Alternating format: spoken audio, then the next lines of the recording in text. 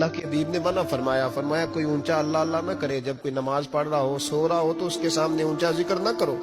کہتے میں ایک دن اونچا اونچا ذکر کر رہا تھا، اونچا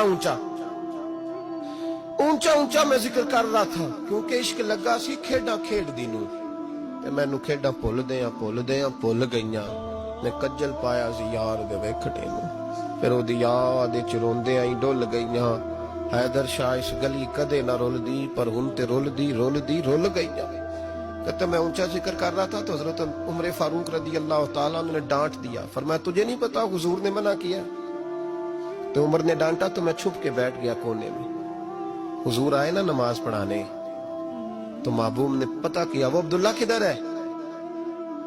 کہتے میں کونے میں تھا، حضور نے فرمایا کیا ہوا؟ تو میں رو پڑا، میری عزت بڑی تھی نا مدینے میں، کبھی کسی نے کچھ نہیں کہا تھا۔ نبی کریم نے فرمایا کیا ہوا؟ عرض کی حضور کچھ نہیں۔ پھر بھی بتاؤ؟ کہتا میں رو پڑا، میں نے کہا یا رسول اللہ میری غلطی تھی تو سیدنا فاروق اعظم نے ڈانٹ دیا ہے۔ فرمایا ہوا کیا؟ یا رسول اللہ میں اونچا ذکر کر رہا تھا، اور بات بھی ٹھیک ہے، کچھ لوگ قریب نماز پڑھ رہے تھے، حضرت عمر نے منع کیا، نبی کریم علیہ السلام نے فرمایا بلاؤ نا ذرا عمر کو۔ خود قانون حضور نے بنایا ہے کہ اونچا ذکر نہ کرے جب کوئی نماز پڑھ رہا، بلاؤ نا عمر کو۔ جناب عمر آئے تو حضور نے فرمایا عمر میرے عبداللہ کو کوئی نہ ڈانٹے، کسی ان پڑھ سے، کسی دیہاتی سے، کسی بھولے سے انداز دیکھے حضور کا، اسے کوئی نہ ڈانٹے۔ پھر حضور نے فرمایا تمہیں پتہ ہے یہ میرے لیے کتنی تکلیفیں برداشت کر کے آیا؟ صحابہ فرماتے ہیں یہ خوش نصیب ہے جس کی روح بھی محبوب کے ہاتھوں میں نکلی۔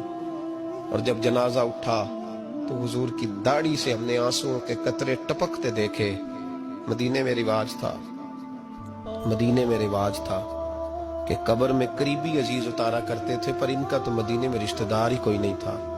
حضرت عمر فاروق اور جناب ابوبکر صدیق کہنے لگے ہم قبر میں اتارتے ہیں۔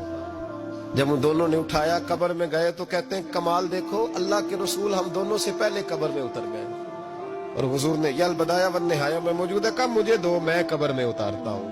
کہتے ہیں حضور نے تنے تنہا پکڑا، تنے تنہا قبر میں اتارا، پسے مردن فرشتوں نے جو تلاشی لی تو کیا نکلا؟ فقط ایک دل کے گوشے سے خیال مصطفیٰ نکلا۔ نبی کریم علیہ السلام نے قبر میں رکھا اور ساتھ فرمایا اے اللہ میں آج شام تک اس سے راضی تھا، تو بھی اپنے کرم سے اس سے راضی ہو۔